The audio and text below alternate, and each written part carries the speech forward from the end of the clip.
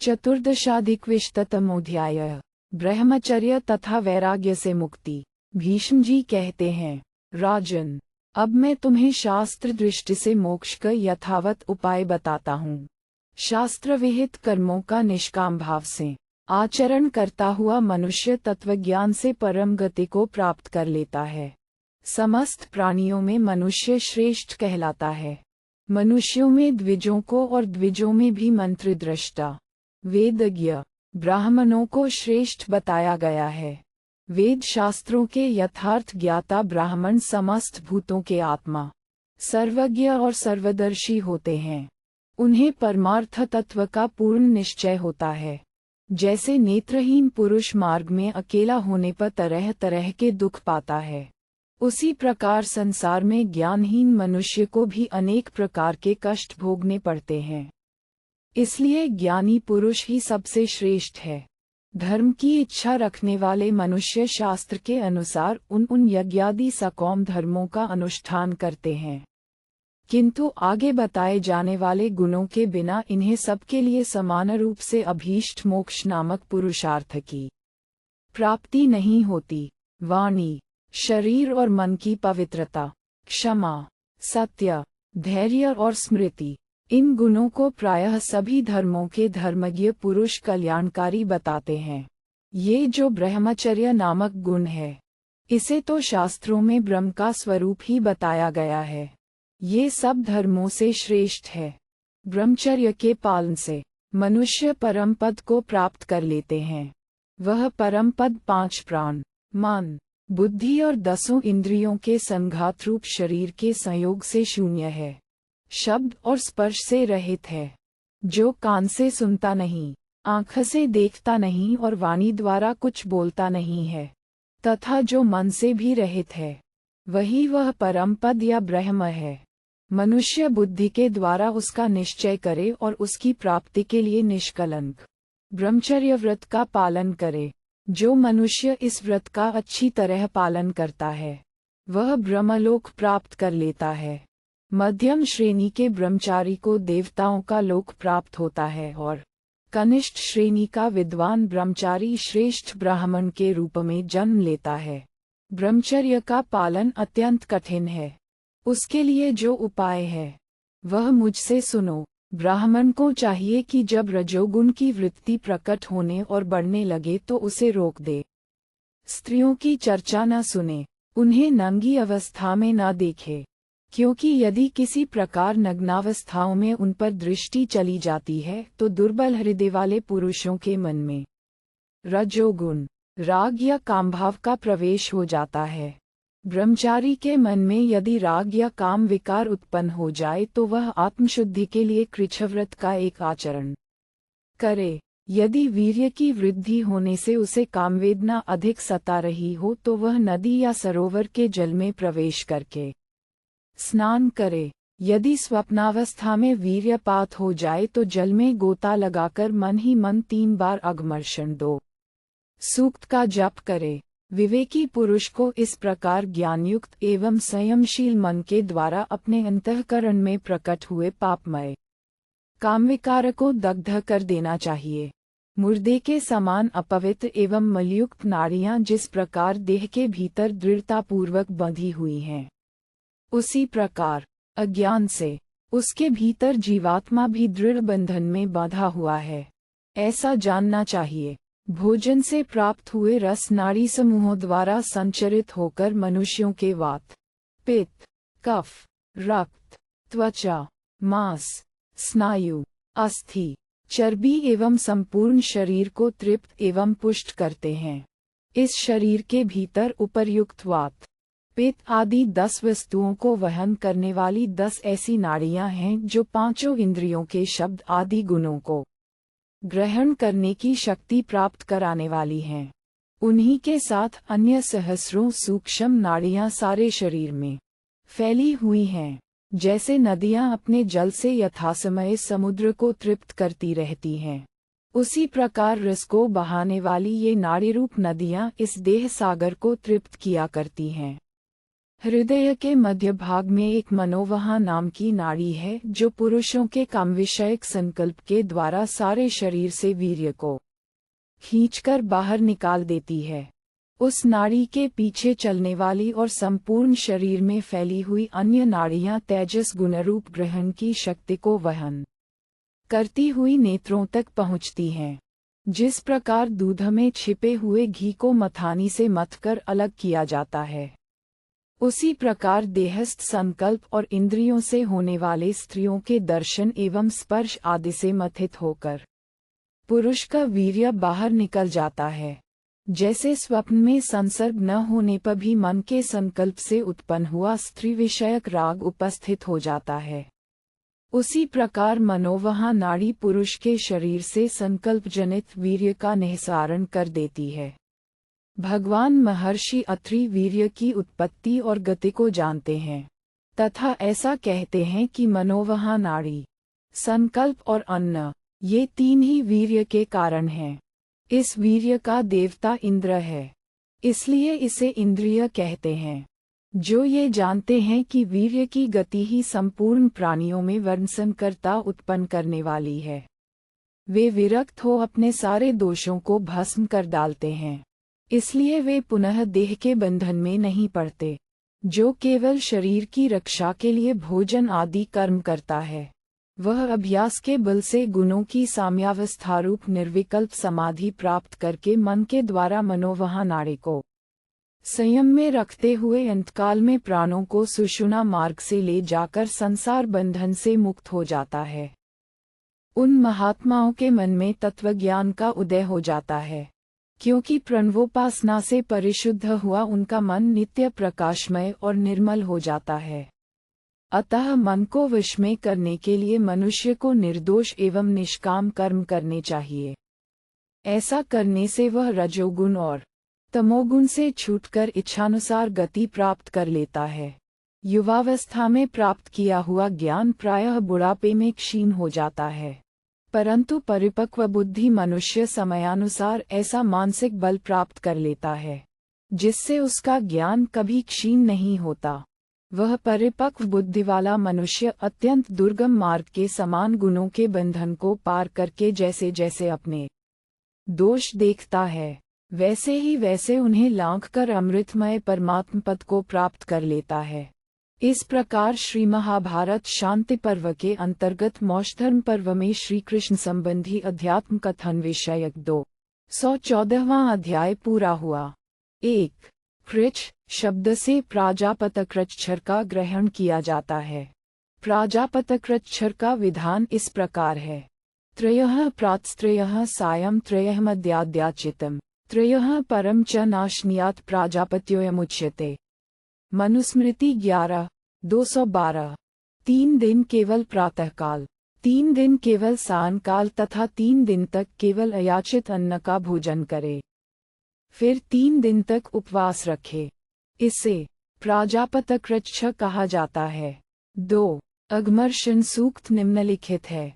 ऋतंच सत्यं चाभिधाय तपसोऽध्यजायत ततो रात्र्यजायत ततः समुद्रो अर्णव समुद्रादर्णवाद्य संवत्सरो अजायत अहोरात्राणि विदध विश्वस्य मिषतो वशी सूर्याचन्द्रमसो धाता यथा पूर्वमकल्पयत दिवः च पृथिवीं चान्तरिक्षमथो स्वय।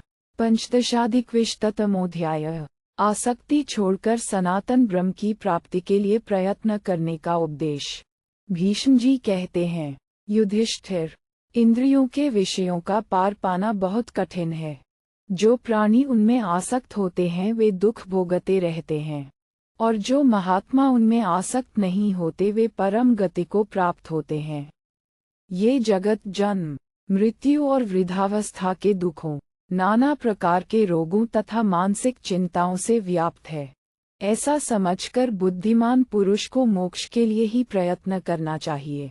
वह मन, वाणी और शरीर से पवित्र रहकर अहंकार शून्य, शांतचित्त, ज्ञानवान एवं निःस्पृह होकर भिक्षावृत्ति से निर्वाह करता हुआ सुखपूर्वक विचरें, अथवा प्राणियों पर दया करते रहने से भी मोहवश उनके प्रति मन में आसक्ति हो जाती है। इस बात पर दृष्टिपात करे और यह समझकर कि सारा जगत अपने अपने कर्मों का फल भोग रहा है, सबके प्रति उपेक्षा भाव रखे। मनुष्य शुभ या अशुभ जैसा भी कर्म करता है उसका फल उसे स्वयं ही भोगना पड़ता है। इसलिए मन, बुद्धि और क्रिया के द्वारा सदा शुभ कर्मों का ही आचरण करे। अहिंसा, सत्य भाषण, समस्त प्राणियों के प्रति सरलतापूर्ण बर्ताव, क्षमा तथा प्रमाद शून्यता, ये गुण जिस पुरुष में विद्यमान हो वही सुखी होता है। जो मनुष्य इस अहिंसा आदि परम धर्म को समस्त प्राणियों के लिए सुखद और दुख निवारक जानता है, वही सर्वज्ञ है और वही सुखी होता है। इसलिए बुद्धि के द्वारा मन को समाहित करके समस्त प्राणियों में स्थित परमात्मा में लगावे। किसी का अहित न सोचे, असंभव वस्तु की कामना न करे, मिथ्या पदार्थों की चिंता न करे और सफल प्रयत्न करके मन को ज्ञान के साधन में लगा दे। वेदांत वाक्यों के श्रवण तथा सुदृढ़ प्रयत्न से उत्तम ज्ञान की प्राप्ति होती है। जो सूक्ष्म धर्म को देखता और उत्तम वचन बोलना चाहता हो, उसको ऐसी बात कहनी चाहिए जो सत्य होने के साथ ही हिंसा और परनिंदा से रहित हो, जिसमें शठता, कठोरता, क्रूरता और चुगली आदि दोषों का सर्वथा अभाव हो। ऐसी वाणी भी बहुत थोड़ी मात्रा में और सुस्थिर चित्त से बोलनी चाहिए। संसार का सारा व्यवहार वाणी से ही बांधा हुआ है, अतः सदा उत्तम वाणी ही बोले और यदि वैराग्य हो तो बुद्धि के द्वारा मन को वश में करके अपने किए हुए हिंसादि तामस कर्मों को भी लोगों से कह दे, क्योंकि प्रकाशित कर देने से पाप की मात्रा घट जाती है। रजोगुण से प्रभावित हुई इंद्रियों की प्रेरणा से मनुष्य विषय भोग रूप कर्मों में प्रवृत्त होता है और इस लोक में दुख भोग कर अंत में नरकागामी होता है। अतः मन, वाणी और शरीर द्वारा ऐसा कार्य करे जिससे अपने को धैर्य प्राप्त हो। जैसे चोर या लुटेरे किसी की भीड़ को मारकर उसे कंधे पर उठाए हुए जब तक भागते हैं तब तक उन्हें सारी दिशाओं में पकड़े जाने का भय बना रहता है, और जब मार्ग को प्रतिकूल समझकर उस भीड़ के बोझ को अपने कंधे से उतार फेंकते हैं तब अपनी अभीष्ट दिशा को सुखपूर्वक चले जाते हैं। उसी प्रकार अज्ञानी मनुष्य जब तक सांसारिक कर्मरूप बोझ को ढोते हैं तब तक उन्हें सर्वत्र भय बना रहता है, और जब उसे त्याग देते हैं तब शांति के भागी हो जाते हैं।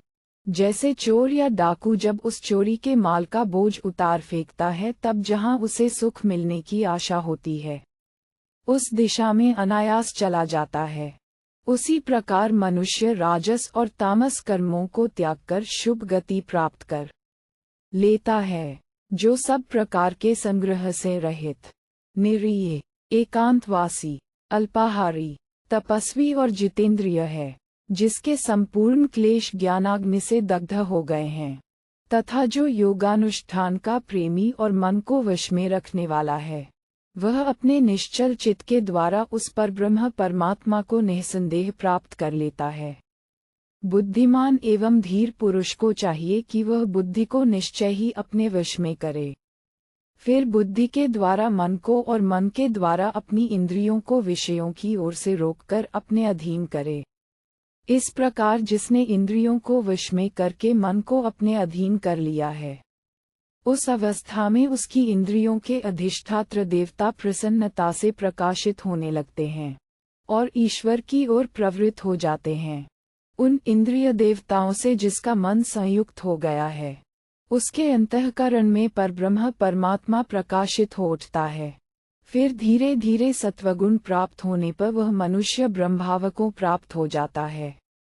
अथवा यदि पूर्वोक्त रूप से उसके भीतर ब्रह्म प्रकाशित न हो तो वह योगी योग प्रधान उपायों द्वारा अभ्यास आरंभ करे, जिस हेतु से योगाभ्यास करते हुए योगी की ब्रह्म में ही स्थिति हो, वह उसी का अनुष्ठान करे। अन्न के दाने, उड़द, तिल की खली, साग, जौ की लपसी, सत्तू, मूल और फल जो कुछ भी भिक्षा में मिल जाए, क्रमशः उसी अन्न से योगी अपने जीवन का निर्वाह करे। देश और काल के अनुसार सात्विक आहार ग्रहण करने का नियम रखे। उस आहार के दोष गुण की परीक्षा करके यदि वह योग सिद्धि के अनुकूल हो तो उसे उपयोग में ले। साधन आरंभ कर देने पर उसे बीच में न रोके। जैसे आग धीरे धीरे तेज की जाती है, उसी प्रकार ज्ञान के साधन को शनैः शनैः उद्दीपित करे। ऐसा करने से ज्ञान सूर्य के समान प्रकाशित होने लगता है। अज्ञान का अधिष्ठान भी ज्ञान ही है जो तीनों लोकों में व्याप्त है। अज्ञान के द्वारा विज्ञानयुक्त ज्ञान का ह्रास होता है। शास्त्रों में कहीं जीवात्मा और परमात्मा की पृथकता का प्रतिपादन करने वाले वचन उपलब्ध होते हैं और कहीं उनकी एकता का। ये परस्पर विरोध देखकर दोष दृष्टि न करते हुए सनातन ज्ञान को प्राप्त करे। जो उन दोनों प्रकार के वचनों का तात्पर्य समझकर मोक्ष के तत्व को जान लेता है, वह वीतराग पुरुष संसार बंधन से मुक्त हो जाता है। ऐसा पुरुष जरा और मृत्यु का उल्लंघन कर सनातन ब्रह्म को जानकर उस अक्षर अविकारी एवं अमृत ब्रह्म को प्राप्त कर लेता है। इस प्रकार श्री महाभारत शांति पर्व के अंतर्गत मोक्षधर्म पर्व में श्री कृष्ण संबंधी अध्यात्म तत्व का वर्णन विषयक 215वां अध्याय पूरा हुआ। षोडशाधिकविंशतितमोऽध्यायः स्वप्न और सुषुप्ति अवस्था में मन की स्थिति तथा गुणातीत ब्रह्म की प्राप्ति का उपाय। भीष्म जी कहते हैं, राजन, सदा निष्कलंक ब्रह्मचर्य व्रत का पालन करने की इच्छा रखने वाले पुरुष को स्वप्न के दोषों पर दृष्टि रखते हुए सब प्रकार से निद्रा का परित्याग कर देना चाहिए। स्वप्न में जीवकों प्रायः रजोगुण और तमोगुण दबा लेते हैं। वह कामनायुक्त होकर दूसरे शरीर को प्राप्त हुए की भांति विचरता है। मनुष्य में पहले तो ज्ञान का अभ्यास करने से जागने की आदत होती है, तत्पश्चात विचार करने के लिए जागना अनिवार्य हो जाता है तथा जो तत्वज्ञान प्राप्त कर लेता है वह तो ब्रह्म में निरंतर जागता ही रहता है। यहाँ पूर्व पक्ष ये प्रश्न उठाता है कि स्वप्न में जो ये देहादि पदार्थ दिखाई देता है क्या है, सत्य है या असत्य? यदि कहें कि सत्य है तो ठीक नहीं, क्योंकि स्वप्नावस्था में सब कुछ विषयों से संपन्न सा दिखाई देने पर भी वास्तव में वहाँ कोई विषय नहीं होता। सारी इंद्रियां उस समय मन में विलीन हो जाती हैं। उन्हीं इंद्रियों से देहाभिमानी जीव देहधारी जैसा बर्ताव करता है। और यदि कहें कि स्वप्न के पदार्थ असत्य हैं तो ये भी ठीक नहीं, क्योंकि जो सर्वथा असत है, जैसे आकाश का पुष्प, उसकी प्रतीति ही नहीं होती। अब यहाँ सिद्धांत का प्रतिपादन किया जाता है। ये स्वप्न जगत जैसा है, उसे ठीक ठीक योगेश्वर श्रीहरि ही जानते हैं। पर जैसा श्रीहरि जानते हैं वैसा ही महर्षि भी उसका वर्णन करते हैं। उनका वह वर्णन युक्तिसंगत भी है। विद्वान महर्षियों का कहना है कि जागृत अवस्था में निरंतर शब्द आदि विषयों को ग्रहण करते करते श्रोत्र आदि इंद्रियां जब थक जाती हैं, तब सभी प्राणियों के अनुभव में आने वाला स्वप्न दिखाई देने लगता है। उस समय इंद्रियों के लय होने पर भी मन का लय नहीं होता है, इसलिए वह समस्त विषयों का जो मन से अनुभव करता है वही स्वप्न कहलाता है। इस विषय में प्रसिद्ध दृष्टांत बताया जाता है। जैसे जागृत अवस्था में विभिन्न कार्यों में आसक्त चित हुए मनुष्य के संकल्प मनोराज्य की ही विभूति हैं, उसी प्रकार स्वप्न के भाव भी मन से ही संबंध रखते हैं। कामनाओं में जिसका मन आसक्त है वह पुरुष स्वप्न में असंख्य संस्कारों के अनुसार अनेक दृश्यों को देखता है। वे समस्त संस्कार उसके मन में ही छिपे रहते हैं, जिन्हें वह सर्वश्रेष्ठ अंतर्यामी पुरुष परमात्मा जानता है। कर्मों के अनुसार सत्वादि गुणों में से यदि यह सत्व, रज या तम जो कोई भी गुण प्राप्त होता है, उससे मन पर जब जैसे संस्कार पड़ते हैं अथवा जब जिस कर्म से मन भावित होता है, उस समय सूक्ष्मभूत स्वप्न में वैसे ही आकार प्रकट कर देते हैं। उस स्वप्न का दर्शन होते ही सात्विक, राजस अथवा तामस गुण यथायोग्य सुख दुख रूप फल का अनुभव कराने के लिए उसके पास आ पहुँचते हैं। तदनंतर मनुष्य स्वप्न में अज्ञानवशात पित्त या कफ की प्रधानता से युक्त तथा काम मोह आदि राजस तामस भावों से व्याप्त नाना प्रकार के शरीरों का दर्शन करते हैं। तत्वज्ञान हुए बिना उस स्वप्न दर्शन को लांघना अत्यंत कठिन बताया गया है। जागृत अवस्था में प्रसन्न इंद्रियों के द्वारा मनुष्य अपने मन में जो संकल्प करता है, स्वप्नावस्था आने पर भी उसका वह मन हर्षपूर्वक उसी संकल्प को पूर्ण होता देखा करता है। मन की सर्वत्र अबाध गति है। वह अपने अधिष्ठान भूत आत्मा के ही प्रभाव से संपूर्ण भूतों में व्याप्त है। अतः आत्मा को अवश्य जानना चाहिए, क्योंकि सभी देवता आत्मा में ही स्थित हैं। स्वप्न दर्शन का द्वारभूत जो स्थूल मानव देह है, वह सुषुप्ति अवस्था में मन में लीन हो जाता है। उसी देह का आश्रय ले मन अव्यक्त सदसत स्वरूप एवं साक्षीभूत आत्मा को प्राप्त होता है। वह आत्मा संपूर्ण भूतों के आत्मभूत है। ज्ञानी पुरुष उसे अध्यात्म गुण से युक्त मानते हैं। जो योगी मन के द्वारा संकल्प से ही ईश्वरीय गुण को पाना चाहता है, वह उस आत्मप्रसाद को प्राप्त कर लेता है, क्योंकि संपूर्ण देवता आत्मा में ही स्थित हैं। इस प्रकार तपस्या से युक्त हुआ मन अज्ञानांधकार से ऊपर उठकर सूर्य के समान ज्ञानमय प्रकाश से प्रकाशित होने लगता है। जीवात्मा तीनों लोकों का कारणभूत ब्रह्म ही है।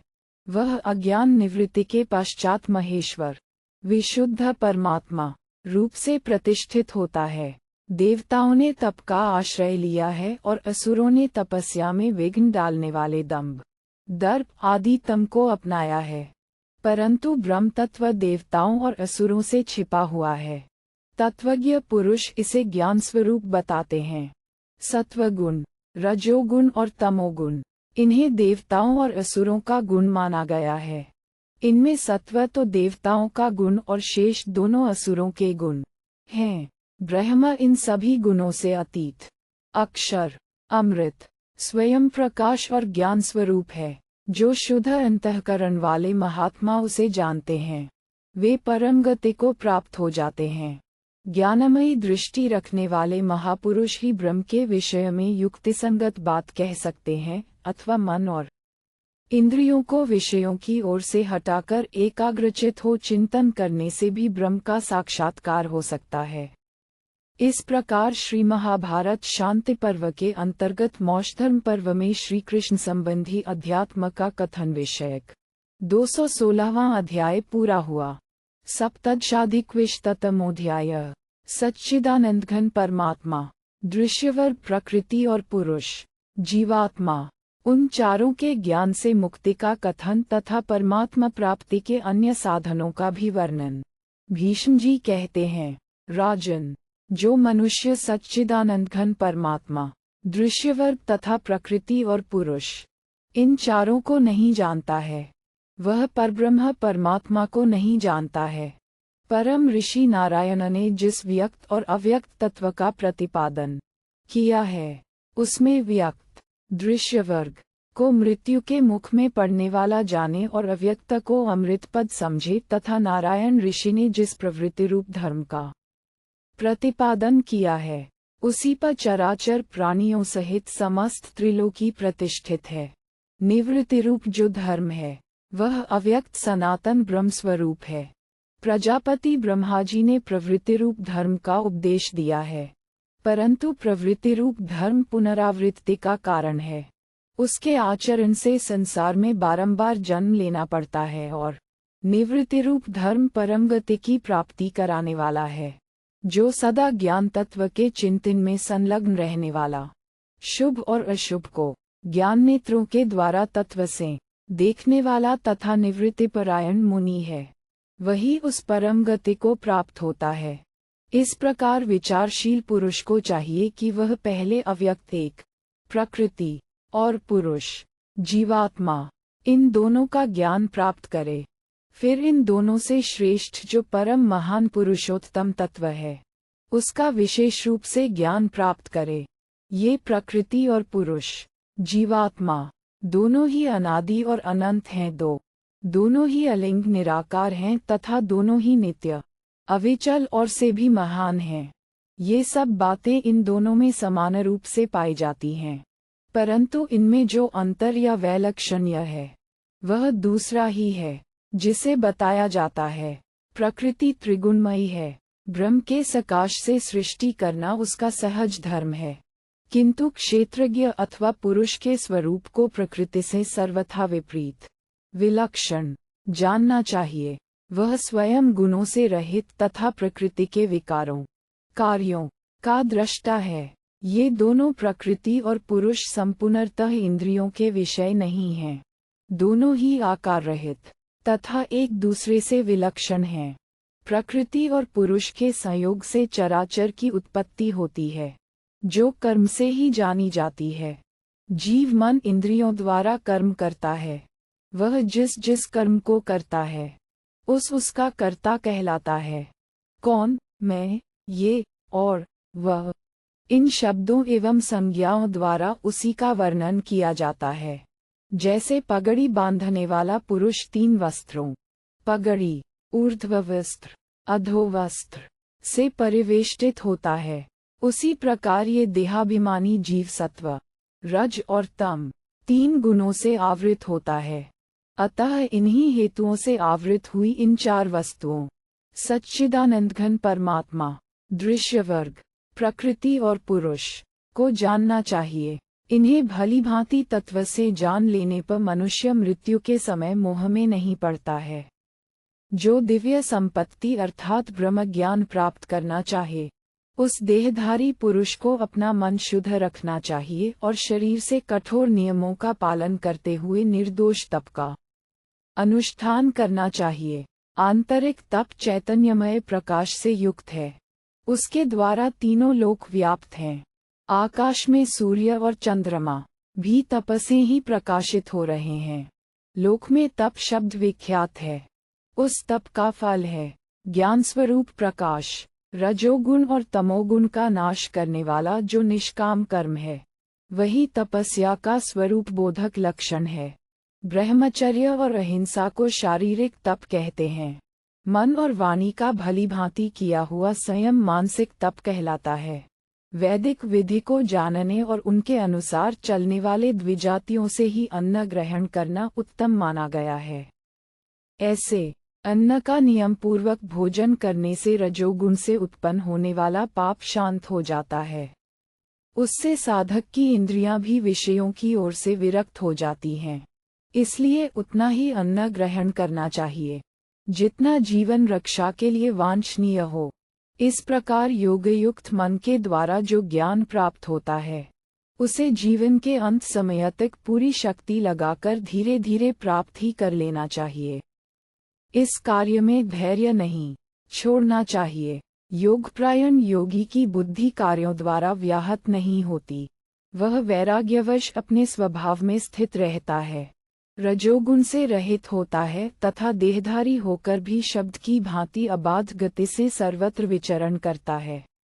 देह त्याग पर्यंत प्रमाद न होने पर योगी देहावसान के पश्चात मोक्ष प्राप्त कर लेता है और जो बंधन के कारणभूत अज्ञान से युक्त होते हैं, उन प्राणियों के सदा जन्म और मरण होते रहते हैं।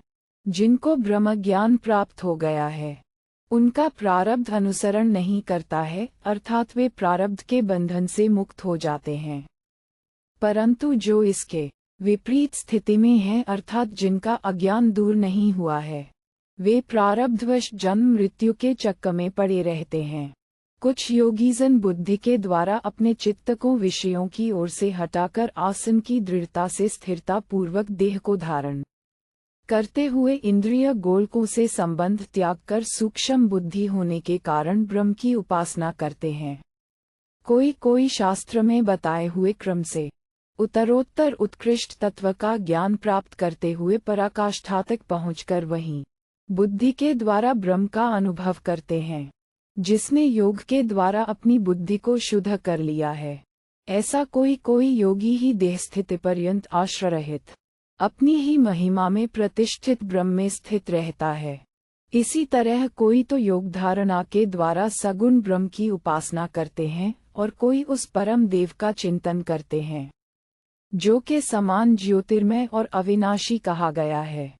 कुछ लोग तपस्या से अपने पापों को दग्ध करके अंतकाल में ब्रह्म की प्राप्ति करते हैं। इन सभी महात्माओं को उत्तम गति की प्राप्ति होती है। शास्त्रीय दृष्टि से उन महात्माओं की सूक्ष्म विशेषता को देखे। देहत्याग पर्यंत नित्य मुक्त, अपरिग्रह, आकाश से भी विलक्षण उस परब्रह्म का ज्ञान प्राप्त करे, जिसमें योग धारणा द्वारा मन को स्थापित किया जाता है। जिनका मन ज्ञान के साधन में लगा हुआ है, वे मर्त्यलोक के बंधन से छूट जाते हैं और रजोगुण से रहित एवं ब्रह्मस्वरूप हो परम गति को प्राप्त कर लेते हैं। वेद के ज्ञाता विद्वान पुरुषों ने इस प्रकार एकमात्र ब्रह्म की प्राप्ति कराने वाले साधन रूप धर्म का वर्णन किया है। अपने अपने ज्ञान के अनुसार उपासना करने वाले सभी साधक परम गति को प्राप्त होते हैं। जिन्हें राग आदि दोषों से रहित अस्थायी ज्ञान प्राप्त होता है, वे भी उत्तम लोकों को प्राप्त होते हैं। तदनंतर साधन बल से पूर्ण ज्ञान प्राप्त करके वे मोक्ष प्राप्त कर लेते हैं, जो संपूर्ण ऐश्वर्यों से युक्त, अजन्मा, दिव्य एवं अव्यक्त नाम वाले भगवान विष्णु की भक्तिभाव से शरण लेते हैं। वे ज्ञानानंद से तृप्त, विशुद्ध और कामना रहित हो जाते हैं। वे अपने अंतःकरण में श्रीहरि को स्थित जानकर अव्यय स्वरूप हो जाते हैं। उन्हें फिर इस संसार में नहीं आना पड़ता। वे उस अविनाशी और अविकारी परम पद को पाकर परमानंद में निमग्न हो जाते हैं। इतना ही यह विज्ञान है। ये जगत है भी और नहीं भी है, अर्थात व्यवहारिक अवस्था में ये जगत है और पारमार्थिक अवस्था में नहीं है। संपूर्ण जगत तृष्णा में बंधकर चक्र के समान घूम रहा है। जैसे कमल की नाल में रहने वाला तंतु उसके सभी अंशों में फैला रहता है, उसी प्रकार अनादि एवं अनंत तृष्णातु सदा देहधारी के चित्त में स्थित रहता है। जैसे कपड़ा बुनने वाला बुनकर सुई से वस्त्र में सूत को पिरो देता है, उसी प्रकार तृष्णारूपी सुई से संसार रूपी सूत्र ग्रथित होता है। जो प्रकृति को, उसके कार्य को, पुरुष, जीवात्मा को और सनातन परमात्मा को यथार्थ रूप से जानता है, वह तृष्णा से रहित होकर मोक्ष प्राप्त कर लेता है। संसार को शरण देने वाले ऋषि श्रेष्ठ भगवान नारायण ने जीवों पर दया करने के लिए ही इस अमृतमय ज्ञान को प्रकाशित किया। इस प्रकार श्री महाभारत शांति पर्व के अंतर्गत मोक्षधर्म पर्व में श्री कृष्ण संबंधी अध्यात्म का वर्णन विषयक 217वां अध्याय पूरा हुआ। 1. इससे पूर्व पहले, दूसरे और तीसरे श्लोकों में अव्यक्त शब्द परमात्मा का वाचक है और यहाँ अव्यक्त शब्द प्रकृति का वाचक समझना चाहिए। 2. प्रकृति प्रवाह रूप से अनादि और अनंत है तथा पुरुष, जीवात्मा स्वरूप से तारांकन पुराणांतर में बताया गया है कि इंद्रियों का आत्मभाव से चिंतन करने वाले योगी 10 मन्वंतरों तक ब्रह्मलोक में निवास करते हैं। यथा दशमन्वन्तराणि तिष्ठन्तीन्द्रिय चिंतका। 18अधिकविंशतमोऽध्याय। राजा जनक के दरबार में पंचशिख का आगमन और उनके द्वारा नास्तिक मतों के निराकरण पूर्वक शरीर से भिन्न आत्मा की नित्य सत्ता का प्रतिपादन। युधिष्ठिर ने पूछा, सदाचार के ज्ञाता पितामह, मोक्षधर्म को जानने वाले मिथिला नरेश जनक ने मानव भोगों का परित्याग करके किस प्रकार के आचरण से मोक्ष प्राप्त किया? भीष्म जी ने कहा, राजन, इस विषय में विज्ञ पुरुष इस प्राचीन इतिहास का उदाहरण दिया करते हैं, जिसके आचरण से धर्मज्ञ राजा जनक महान सुख मोक्ष को प्राप्त हुए थे। प्राचीन काल की बात है। मिथिला में जनकवंशी राजा जनदेव राज्य करते थे। वे सदा देह त्याग के पश्चात आत्मा के अस्तित्व रूप धर्मों के ही चिंतन में लगे रहते थे। उनके दरबार में 100 आचार्य बराबर रहा करते थे, जो विभिन्न आश्रमों के निवासी थे और उन्हें भिन्न भिन्न धर्मों का उपदेश देते रहते थे। इस शरीर को त्याग देने के पश्चात जीव की सत्ता रहती है या नहीं, अथवा देह त्याग के बाद उसका पुनर्जन्म होता है या नहीं, इस विषय में उन आचार्यों का जो सुनिश्चित सिद्धांत था, वे लोग आत्मतत्व के विषय में जैसा विचार उपस्थित करते थे, उससे शास्त्रानुयायी राजा जनदेव को विशेष संतोष नहीं होता था। एक बार कपिला के पुत्र महामुनि पंशिक सारी पृथ्वी की परिक्रमा करते हुए मिथिला में जा पहुँचे। वे संपूर्ण संन्यास धर्मों के ज्ञाता और तत्वज्ञान के निर्णय में एक सुनिश्चित सिद्धांत के पोषक थे। उनके मन में किसी प्रकार का संदेह नहीं था। वे निर्द्वंद्व होकर विचरा करते थे। उन्हें ऋषियों में अद्वितीय बताया जाता है। वे कामना से सर्वथा शून्य थे। वे मनुष्यों के हृदय में अपने उपदेश द्वारा अत्यंत दुर्लभ सनातन सुख की प्रतिष्ठा करना चाहते थे।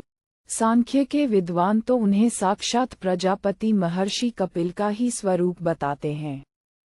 उन्हें देखकर ऐसा जान पड़ता था मानो सांख्य शास्त्र के प्रवर्तक भगवान कपिल स्वयं पंशिक के रूप में आकर लोगों को आश्चर्य में डाल रहे हैं। उन्हें आसुरी मुनि का प्रथम शिष्य और चिरंजीवी बताया जाता है। उन्होंने 1000 वर्षों तक मानस यज्ञ का अनुष्ठान किया था। एक समय आसुरी मुनि अपने आश्रम में बैठे हुए थे। इसी समय कपिलतावलंबी मुनियों का महान समुदाय वहां आया और प्रत्येक पुरुष के भीतर स्थित अव्यक्त एवं परमार्थ तत्व के विषय में उनसे कुछ कहने का अनुरोध करने लगा।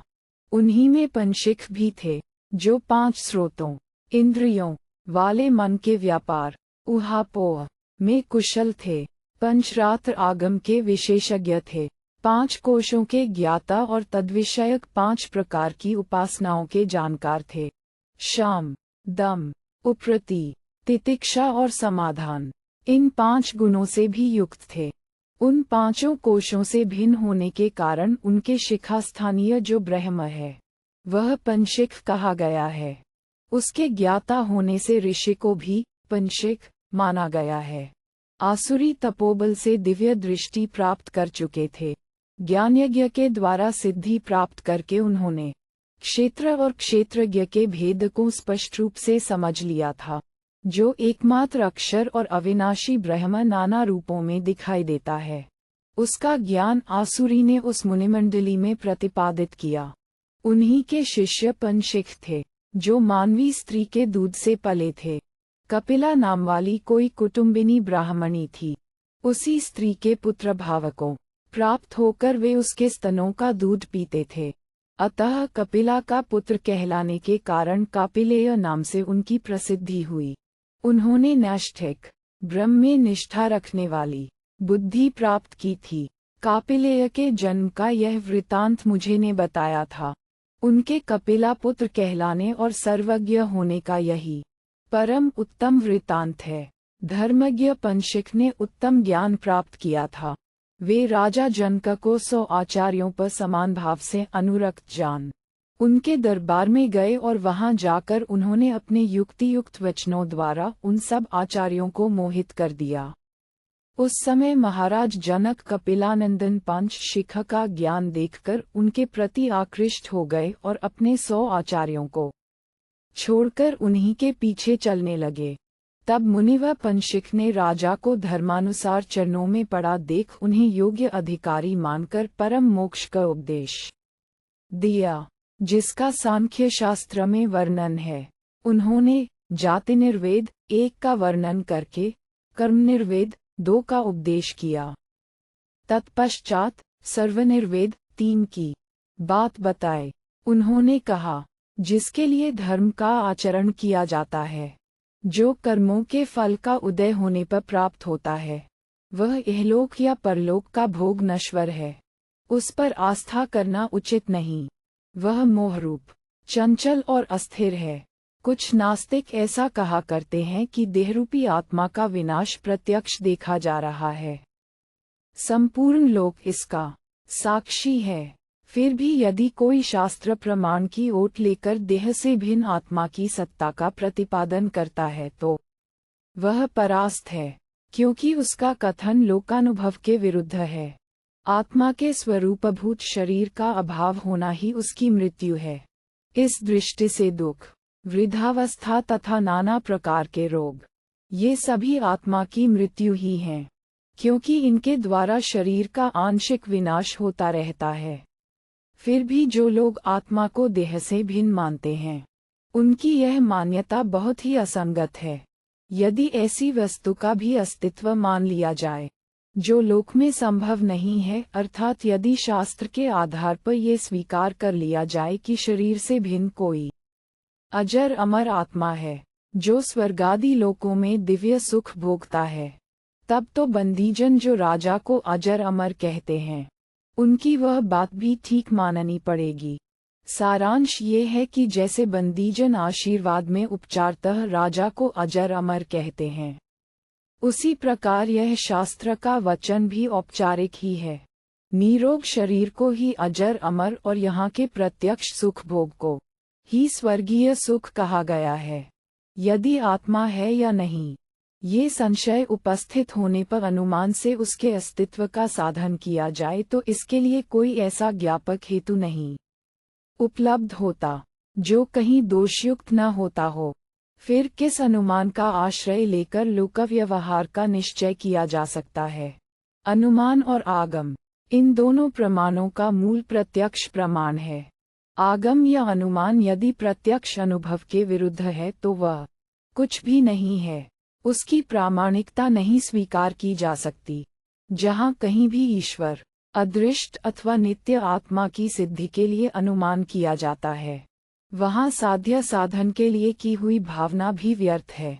अतः नास्तिकों के मत में जीवात्मा की शरीर से भिन्न कोई सत्ता नहीं है।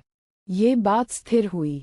जैसे वट वृक्ष के बीज में पत्र, पुष्प, फल, मूल तथा त्वचा आदि छिपे होते हैं, जैसे गाय के द्वारा खाई हुई घास में से घी, दूध आदि प्रकट होते हैं, तथा जिस प्रकार अनेक औषध द्रव्यों का पाक एवं अधिवासन करने से उसमें नशा पैदा करने वाली शक्ति आ जाती है, उसी प्रकार वीर्य से ही शरीर आदि के साथ चेतनता भी प्रकट होती है। इसके सिवा जाति, स्मृति, अयस्कांतमणि, सूर्यकानामणि और बड़वान के द्वारा समुद्र के जल का पान आदि दृष्टांतों से भी देहातिरिक्त चैतन्य की सिद्धि नहीं होती। इस नास्तिक मत का खंडन इस प्रकार समझना चाहिए। मरे हुए शरीर में जो चेतनता का अभाव देखा जाता है, वही देहातिरिक्त आत्मा के अस्तित्व में प्रमाण है। यदि चेतनता देह का ही धर्म हो तो मृतक शरीर में भी उसकी उपलब्धि होनी चाहिए, परंतु मृत्यु के पश्चात कुछ काल तक शरीर तो रहता है, पर उसमें चेतनता नहीं रहती। अतः ये सिद्ध हो जाता है कि चेतन आत्मा शरीर से भिन्न है।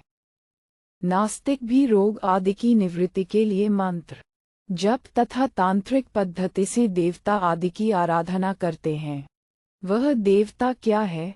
यदि पांच भौतिक है तो घट आदि की भांति उसका दर्शन होना चाहिए, और यदि वह भौतिक पदार्थों से भिन्न है तो चेतन की सत्ता स्वतः सिद्ध हो गई। अतः देह से भिन्न आत्मा है, ये प्रत्यक्ष अनुभव से सिद्ध हो जाता है, और देह ही आत्मा है, ये प्रत्यक्ष अनुभव के विरुद्ध जान पड़ता है। यदि शरीर की मृत्यु के साथ आत्मा की भी मृत्यु मान ली जाए, तब तो उसके किए हुए कर्मों का भी नाश मानना पड़ेगा। फिर तो उसके शुभाशुभ कर्मों का फल भोगने वाला कोई नहीं रह जाएगा, और देह की उत्पत्ति में अकृता भयागम, बिना किए हुए कर्म का ही भोग प्राप्त हुआ, ऐसा मानने का प्रसंग उपस्थित होगा। ये सब प्रमाण ये सिद्ध करते हैं कि देहातिरिक्त चेतन आत्मा की सत्ता अवश्य है। नास्तिकों की ओर से जो कोई हेतुभूत दृष्टांत दिए गए हैं, वे सब मूर्त पदार्थ हैं।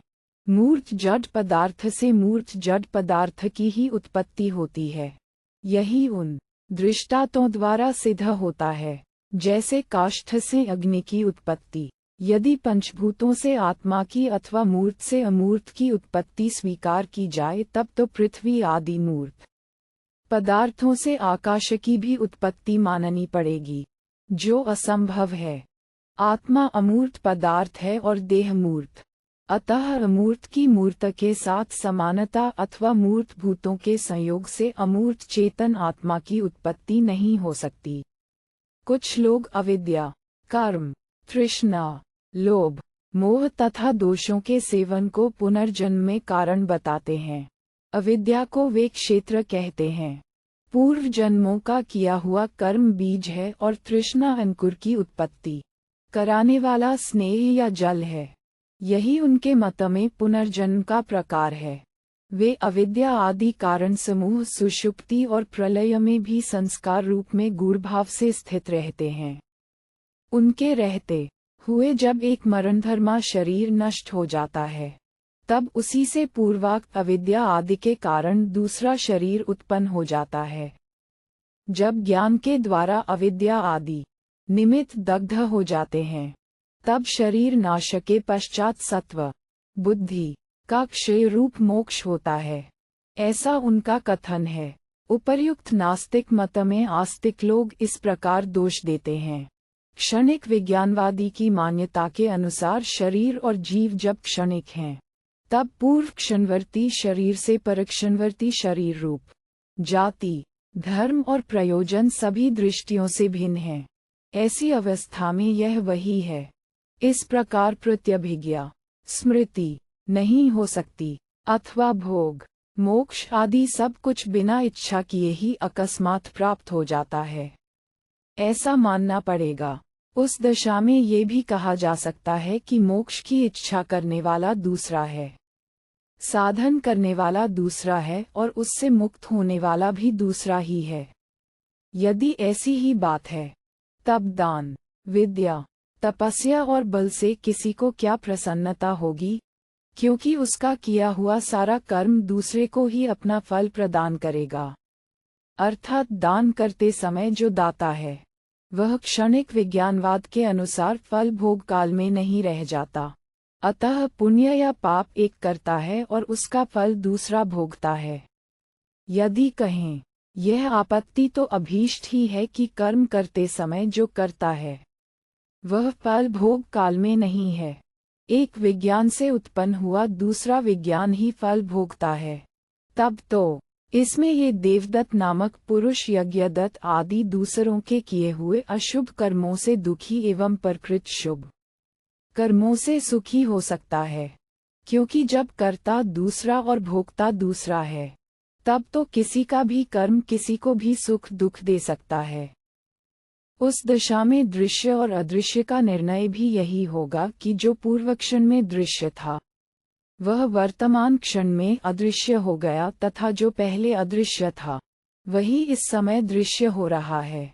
यदि कहें देवदत्त के ज्ञान से यज्ञदत्त का ज्ञान पृथक एवं विजातीय है, सजातीय विज्ञानधारा में ही कर्म और उसके फल का भोग प्राप्त होता है, अतः देवदत्त के किए हुए कर्म का भोग यज्ञदत्त को नहीं प्राप्त हो सकता। उस कारण पूर्वोक्त दोष की आपत्ति संभव नहीं है। तब हम ये पूछते हैं कि आपके मत में जो ये सादृश्य या सजातीय विज्ञान उत्पन्न होता है, उसका उपादान क्या है?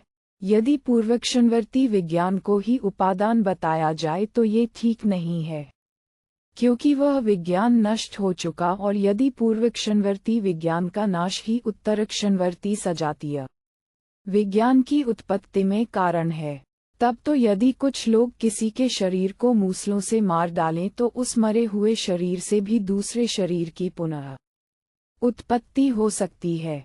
अतः यह मत ठीक नहीं है। ऋतु, संवत्सर, युग, सर्दी, गर्मी तथा प्रिय और अप्रिय, ये सब वस्तुएं आकर चली जाती हैं और जाकर फिर आ जाती हैं। ये सब लोग प्रत्यक्ष देखते हैं।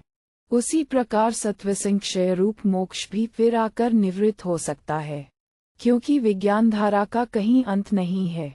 जैसे मकान के दुर्बल दुर्बल अंग पहले नष्ट होने लगते हैं और फिर क्रमशः सारा मकान ही गिर जाता है, उसी प्रकार वृद्धावस्था और विनाशकारी मृत्यु से आक्रांत हुए शरीर के दुर्बल दुर्बल अंग क्षीण होते होते एक दिन संपूर्ण शरीर का नाश हो जाता है। इंद्रिय, मन, प्राण, रक्त, मांस और डी, ये सब क्रमशः नष्ट होते और अपने कारण में मिल जाते हैं। यदि आत्मा की सत्ता न मानी जाए तो लोकयात्रा का निर्वाह नहीं होगा। दान और दूसरे धर्मों के फल की प्राप्ति के लिए कोई आस्था नहीं रहेगी, क्योंकि वैदिक शब्द और लौकिक व्यवहार सब आत्मा को ही सुख देने के लिए हैं। इस प्रकार मन में अनेक प्रकार के तर्क उठते हैं और उन तर्कों तथा युक्तियों से आत्मा की सत्ता या असत्ता का निर्धारण कुछ भी होता नहीं दिखाई देता। इस तरह विचार करते हुए भिन्न भिन्न मतों की ओर दौड़ने वाले लोगों की बुद्धि कहीं एक जगह प्रवेश करती है और वहीं वृक्ष की भांति जड़ जमाए जीर्ण हो जाती है। इस प्रकार अर्थ और अनर्थ से सभी प्राणी दुखी रहते हैं। केवल शास्त्र के वचन ही उन्हें खींचकर राह पलाते हैं। ठीक उसी तरह जैसे महावत हाथी पर अंकुश रखकर उन्हें काबू में किए रहते हैं। बहुत से शुष्क हृदय वाले लोग ऐसे विषयों की लिप्सा रखते हैं जो अत्यंत सुखदायक हों, किंतु इस लिप्सा में उन्हें भारी से भारी दुखों का ही सामना करना पड़ता है और अंत में वे भोगों को छोड़कर मृत्यु के ग्रास बन जाते हैं, जो एक दिन नष्ट होने वाला है, जिसके जीवन का कुछ ठिकाना नहीं। ऐसे अनित्य शरीर को पाकर इन बंधु बांधवों तथा स्त्री पुत्र आदि से क्या लाभ है? ये सोचकर जो मनुष्य इन सबको क्षण भर में वैराग्यपूर्वक त्याग कर चल देता है, उसे मृत्यु के पश्चात फिर इस संसार में जन्म नहीं लेना पड़ता। पृथ्वी, आकाश, जल, अग्नि और वायु ये सदा शरीर की रक्षा करते रहते हैं। इस बात को अच्छी तरह समझ लेने पर इसके प्रति आसक्ति कैसे हो सकती है? जो एक दिन मृत्यु के मुख में पड़ने वाला है, ऐसे शरीर से सुख कहाँ है? पंशिख का यह उपदेश, जो भ्रम और वंचना से रहित, सर्वथा निर्दोष तथा आत्मा का साक्षात्कार कराने वाला था, सुनकर राजा जनक को बड़ा विस्मय हुआ। अतः उन्होंने पुनः प्रश्न करने का विचार किया। इस प्रकार श्री महाभारत शांति पर्व के अंतर्गत मोक्षधर्म पर्व में पंशिख के उपदेश के प्रसंग में पाखंड खंडन नामक 218वां अध्याय पूरा हुआ। 1. जन्म के समय गर्भवास आदि के कारण जो कष्ट होता है, उस पर विचार करके शरीर से वैराग्य होना जाति निर्वेद है। 2. कर्मजनित क्लेश, नाना योनियों की प्राप्ति एवं नरकादि यातना का विचार करके पाप तथा काम्य कर्मों से विरत होना कर्म निर्वेद है। 3. इसकी छोटी से छोटी वस्तुओं से लेकर ब्रह्मलोक तक के भोगों की क्षणभंगुरता और दुखरूपता का विचार करके सब ओर से विरक्त होना सर्वनिर्वेद कहलाता है। तारांकन जाति कहते हैं जन्म को। जैसे गुड़ या महुए आदि से अनेक द्रव्यों के संयोग द्वारा जो मद्य तैयार किया जाता है, उसमें उपादान की अपेक्षा विलक्षण मादक शक्ति का जन्म हो जाता है। उसी प्रकार पृथ्वी, जल, तेज और वायु, इन 4 द्रव्यों के संयोग से इस शरीर में ही जीव चैतन्य प्रकट हो जाता है। जैसे जड़ मन से अजड स्मृति उत्पन्न होती है, उसी प्रकार जड़ शरीर से चेतन जीव की उत्पत्ति हो जाती है। जैसे अयस्कांत मणि, चुंबक, जड़ होकर भी लोह को खींच लेती है, उसी प्रकार जड़ शरीर भी इंद्रियों का संचालन और नियंत्रण कर लेता है। अतः आत्मा उससे भिन्न नहीं है। जैसे सूर्यकांतमणि शीतल होकर भी सूर्य की किरणों के संयोग से आग प्रकट करने लगती है, उसी प्रकार वीर्य शीतल होकर भी रस और रक्त के संयोग से जठरानल का आविष्कार करता है, और जैसे जल से उत्पन्न हुआ बडवानल जल को ही भक्षण करता है, उसी प्रकार वीर्य से उत्पन्न हुआ ये शरीर स्वयं भी वीर्य का आधान एवं धारण करता है। अतः शरीर से भिन्न आत्मा की सत्ता मानने की कोई आवश्यकता नहीं है। 19-20 पंशिख के द्वारा मोक्ष तत्व का विवेचन एवं भगवान विष्णु द्वारा मिथिल नरेश जनकवंशी जनदेव की परीक्षा और उनके लिए वर प्रदान।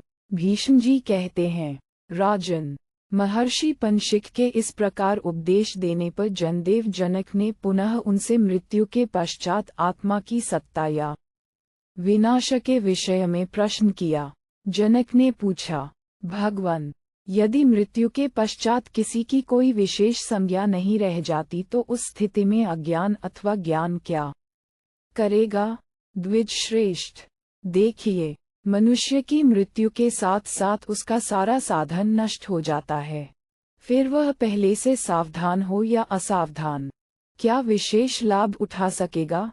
मृत्यु होने के पश्चात जीवात्मा का विनाशशील पंचमहाभूतों से कोई संसर्ग रहता है या नहीं? यदि रहता है तो किस लिए रहता है? इस विषय में यथार्थ रूप से क्या निश्चय किया जा सकता है? भीष्म जी कहते हैं, राजन, राजा जनक की बुद्धि को अज्ञानांधकार से आच्छादित तथा आत्मा के नाश की संभावना से भ्रांत एवं व्याकुल जानकर ज्ञानी महात्मा पंशिक उन्हें मधुर वचनों द्वारा शांत करते हुए से बोले, राजन, मृत्यु के पश्चात आत्मा का न तो नाश होता है और न वह किसी विशेष आकार में ही परिणत होता है। ये जो प्रत्यक्ष दिखाई देने वाला संघात है, ये भी शरीर, इंद्रिय और मन का समूह मात्र है। यद्यपि ये सब पृथक पृथक हैं तो भी एक दूसरे का आश्रय लेकर कर्मों में प्रवृत्त होते हैं। प्राणियों के शरीर में उपादान के रूप में आकाश, वायु, अग्नि, जल और पृथ्वी, ये 5 धातु हैं। ये स्वभाव से ही एकत्र होते और विलग हो जाते हैं। आकाश, वायु, अग्नि, जल और पृथ्वी, इन 5 तत्वों के समाहार से ही अनेक प्रकार के शरीरों का निर्माण हुआ है। शरीर में ज्ञान, बुद्धि, ऊष्मा, जठरानल तथा वायु, प्राण, इनका समुदाय समस्त कर्मों का संग्राहक गण है, क्योंकि इन्हीं से इंद्रिय, इंद्रियों के विषय, स्वभाव, चेतना, मन, प्राण, अपान, विकार और धातु प्रकट हुए हैं। श्रवण, त्वचा, जिह्वा, नेत्र और नासिका, ये 5 ज्ञानेंद्रियां हैं। शब्द आदि गुण चित्त से संयुक्त होकर इन इंद्रियों के विषय होते हैं। विज्ञान युक्त चेतना, विषयों की उपादेयता, हेयता और उपेक्षणीयता के कारण निश्चय ही 3 प्रकार की होती है। उसे अदुखा, असुखा और सुख दुखा कहते हैं। शब्द, स्पर्श, रूप, रस, गंध तथा मूर्त द्रव्य, ये 6 गुण जीव की मृत्यु के पहले तक इंद्रियजन्य ज्ञान के साधक होते हैं। इनके साथ इंद्रियों का संयोग होने पर ही भिन्न भिन्न विषयों का ज्ञान होता है। श्रोत्र आदि इंद्रियों में उनके विषयों का विसर्जन, त्याग करने से संपूर्ण तत्वों के यथार्थ निश्चय रूप मोक्ष की प्राप्ति होती है। उस तत्व निश्चय को अत्यंत निर्मल उत्तम ज्ञान और अविनाशी महान ब्रह्मपद कहते हैं। जो लोग गुणों के संघात रूप इस शरीर को ही आत्मा समझ लेते हैं, उन्हें मिथ्या ज्ञान के कारण अनंत दुखों की प्राप्ति होती है और उनकी परंपरा कभी शांत नहीं होती। इसके विपरीत जिनकी दृष्टि में ये दृश्य प्रपंच अनात्मा सिद्ध हो चुका है, उनकी इसके प्रति न ममता होती है न रहता। फिर उन्हें दुख परंपरा कैसे प्राप्त हो? उन दुखों के लिए आधार ही क्या रह जाता है? अब मैं उस परम उत्तम सांख्य शास्त्र का वर्णन करता हूँ, जिसका नाम है सम्यग्वद, रूपेण दुखों का नाश करने वाला। उसमें त्याग की प्रधानता है। तुम ध्यान देकर सुनो, उसका उपदेश तुम्हारे लिए मोक्षदायक होगा। जो लोग मुक्ति के लिए प्रयत्नशील हों, उन सबको चाहिए कि संपूर्ण कर्मों में अहंता, ममता, आसक्ति और कामना का त्याग करे। जो इनका त्याग किए बिना ही विनीत, शाम, दम आदि साधनों में तत्पर होने का झूठा दावा करते हैं, उन्हें अविद्या आदि दुखदायी क्लेश प्राप्त होते हैं। शास्त्रों में द्रव्य का त्याग करने के लिए यज्ञ आदि कर्म, भोग का त्याग करने के लिए व्रत, दैहिक सुखों के त्याग के लिए तप और सब कुछ अहंता, ममता, आसक्ति, कामना आदि त्याग देने के लिए योग के अनुष्ठान की आज्ञा दी गई है। यही त्याग की चरम सीमा है। सर्वस्व त्याग का यह एकमात्र मार्ग ही दुखों से छुटकारा पाने के लिए उत्तम बताया गया है। इसके विपरीत आचरण करने वालों को दुर्गति भोगनी पड़ती है। बुद्धि में स्थित मन सहित 5 ज्ञानेंद्रियों का वर्णन करके अब 5 कर्मेंद्रियों का वर्णन करूंगा, जिनके साथ प्राण शक्ति छठी बताई गई है। दोनों हाथों को काम करने वाली इंद्रिय जानना चाहिए। दोनों पैर चलने फिरने का काम करने वाली इंद्रिय हैं। लिंग संतानोत्पादन एवं मैथुन जनित आनंद की प्राप्ति करने के लिए है। गुद नामक इंद्रिय का कार्य मल त्याग करना है। वाक इंद्रिय शब्द विशेष का उच्चारण करने के लिए है। इस प्रकार 5 कर्मेंद्रियों को 5 विषयों से युक्त माना गया है। मन सहित एकादश इंद्रियों के विषयों का बुद्धि के द्वारा शीघ्र त्याग कर देना चाहिए। श्रवण काल में श्रोत्र रूपी इंद्रिय, शब्द रूपी विषय और चित्रूपी कर्ता, इन तीनों का संयोग होता है। इसी प्रकार स्पर्श, रूप, रस तथा गंध के अनुभव काल में भी इंद्रिय, विषय एवं मन का संयोग अपेक्षित है। इस प्रकार ये 3 के 5 समुदाय हैं। ये सब गुण कहे गए हैं। इनसे शब्दादि विषयों का ग्रहण होता है, जिससे ये कर्ता, कर्म और करण रूपी त्रिविध भाव बारी बारी से उपस्थित होते हैं। इनमें से एक एक के सात्विक, राजस और तामस 3 भेद होते हैं। उनसे प्राप्त होने वाले अनुभव भी 3 प्रकार के ही हैं, जो हर्ष, प्रीति आदि सभी भावों के साधक हैं।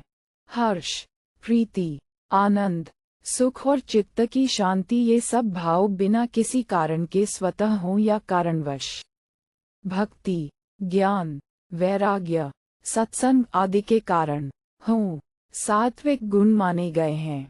असंतोष, संताप, शोक, लोभ और असहनशीलता, ये किसी कारण से हों या अकारण रजोगुण के चिन्ह हैं। अविवेक, मोह, प्रमाद, स्वप्न और आलस्य, ये किसी तरह भी क्यों न हो, तमोगुण के ही विविध रूप हैं। इनमें जो शरीर या मन में प्रीति के संयोग से उदित हो, वह सात्विक भाव है और उसको सत्वगुण की वृद्धि जाननी चाहिए। जो अपने लिए असंतोषजनक एवं अप्रीतिकर हो, उसको रजोगुण की प्रवृत्ति एवं अभिवृद्धि समझनी चाहिए। शरीर या मन में जो अतर्क्य, अज्ञेय एवं मोह संयुक्त भाव प्रादुर्भूत हो, उसको तमोगुण जनित जानना चाहिए। शब्द का आधार श्रोत्रेंद्रिय है और श्रोत्रेंद्रिय का आधार आकाश है, अतः वह आकाश रूप ही है। ऐसी स्थिति में शब्द का अनुभव करते समय आकाश और श्रोत्र, ये दोनों ही ज्ञान अथवा अज्ञान के विषय नहीं होते हैं। इसी प्रकार त्वचा, नेत्र, जिह्वा और नासिका भी क्रमशः स्पर्श, रूप, रस और गंध के आश्रय तथा अपने आधारभूत महाभूतों के स्वरूप हैं।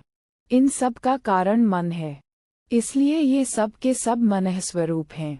इन 10 इंद्रियों में अपने अपने विषयों को एक साथ भी ग्रहण करने की शक्ति होती है।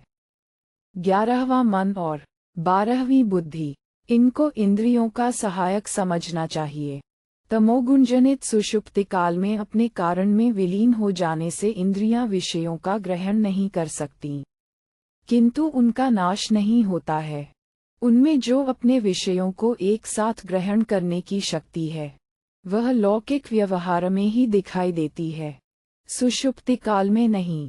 पहले जागृत अवस्था के देखने सुनने आदि के द्वारा पूर्ववासनावश शब्द आदि विषयों की प्राप्ति होने से स्वप्नदर्शी पुरुष सूक्ष्म 11 इंद्रियों को देखकर विषय संग की भावना करता हुआ सत्व आदि तीनों गुणों से युक्त हो शरीर के भीतर ही इच्छानुसार घूमता रहता है। सुषुप्ति काल में जब चित्त तमोगुण से अभिभूत होकर अपने प्रवृत्ति और प्रकाश स्वभाव का शीघ्र ही संहार करके थोड़ी देर के लिए इंद्रियों के व्यापार को बंद कर देता है, उस समय शरीर में जो सुख की प्रतीति होती है, उसे विद्वान पुरुष तामस सुख कहते हैं। सुषुप्ति काल में स्वप्नदर्शी पुरुष उपस्थित दुख को प्रत्यक्ष की भांति अनुभव नहीं करता है, इसलिए वह सुषुप्ति काल में भी तमोगुण युक्त मिथ्या सुख का अनुभव करता है। इस प्रकार अपने कर्म के अनुसार गुण की प्राप्ति के विषय में कहा गया है। अज्ञानियों के ये गुण रूपेण प्रवृत्त होते हैं और ज्ञानियों के निवृत्त हो जाते हैं। अध्यात्म तत्व का चिंतन करने वाले विद्वान इस शरीर और इंद्रियों के संघात को क्षेत्र कहते हैं और मन में जो चेतन सत्ता स्थित है, वही क्षेत्रज्ञ जीवात्मा कहलाता है। ऐसी अवस्था में आत्मा का विनाश कैसे हो सकता है? अथवा हेतुपूर्वक प्रकृति के अनुसार प्रवृत्त पंचमहाभूतों से उसका शाश्वत संसर्ग भी कैसे रह सकता है? जैसे नद और नदियां समुद्र में मिलकर अपने नाम और व्यक्तित्व, रूप को त्याग देती हैं, तथा जैसे बड़े बड़े नद छोटी छोटी नदियों को अपने में विलीन कर लेते हैं, उसी प्रकार जीवात्मा परमात्मा में विलीन हो जाता है। यही मोक्ष है। जीव के ब्रह्म में विलीन हो जाने पर उसके नाम रूप का किसी प्रकार भी ग्रहण नहीं हो सकता। ऐसी दशा में मृत्यु के पश्चात जीव की संज्ञा कैसे रहेगी? जो इस मोक्ष विद्या को जानता है और सावधानी के साथ आत्मतत्व का अनुसंधान करता है, वह जल से कमल के पत्ते की भांति कर्म के अनिष्ट फलों से कभी लिप्त नहीं होता, किंतु संतानों के प्रति आसक्ति के कारण और भिन्न भिन्न देवताओं की प्रसन्नता के लिए अज्ञानियों द्वारा जो सकौम कर्म किए जाते हैं, ये सब मनुष्य के लिए नाना प्रकार के सुदृढ़ बंधन हैं। जब वह इन बंधनों से छूटकर सुख दुख की चिंता छोड़ देता है, उस समय सूक्ष्म शरीर के अभिमान का त्याग करके सर्वश्रेष्ठ गति प्राप्त कर लेता है। श्रुति प्रतिपादित प्रमाणों का विचार और शास्त्र में बताए हुए मंगलमय साधनों का अनुष्ठान करने से मनुष्य जरा और मृत्यु के भय से रहित होकर सुख से सोता है। जब पुण्य और पाप का क्षय तथा उनसे मिलने वाले सुख दुख आदि फलों का नाश हो जाता है, उस समय संपूर्ण पदार्थों में सर्वथा आसक्ति से रहित पुरुष आकाश के समान निर्लेप और निर्गुण परमात्मा में स्थित हुए उसका साक्षात्कार कर लेते हैं। जैसे मकड़ी जाला तानकर उस पर चक्कर लगाती रहती है, किंतु उन जालों का नाश हो जाने पर एक स्थान पर स्थित हो जाती है, उसी प्रकार अविद्या के वशीभूत हो नीचे गिरने वाला जीव कर्मजाल में पड़कर भटकता रहता है और उससे छूटने पर दुख से रहित हो जाता है। जैसे पर्वत पर फेंका हुआ टीका ढेला उससे टकराकर चूर चूर हो जाता है, उसी प्रकार उसके संपूर्ण दुखों का विध्वंस हो जाता है। जैसे रुरु नामक मृग अपने पुराने सींग को और सांप अपनी केंचुल को त्याग कर उसकी ओर देखे बिना ही चल देता है, उसी प्रकार ममता और अभिमान से रहित हुआ पुरुष संसार बंधन से मुक्त हो अपने संपूर्ण दुखों को दूर कर देता है। जिस प्रकार पक्षी वृक्ष को जल में गिरते देख उसमें आसक्ति छोड़कर वृक्ष का परित्याग करके उड़ जाता है, उसी प्रकार मुक्त पुरुष सुख और दुख दोनों का त्याग करके सूक्ष्म शरीर से रहित हो उत्तम गति को प्राप्त होता है। भीष्म जी कहते हैं, राजन, स्वयं आचार्य पंशिक के बताए हुए इस अमृतमय ज्ञानोपदेश को सुनकर राजा जनक एक निश्चित सिद्धांत पर पहुंच गए और सारी बातों पर विचार करके शोकरहित हो बड़े सुख से रहने लगे। फिर तो उनकी स्थिति ही कुछ और हो गई।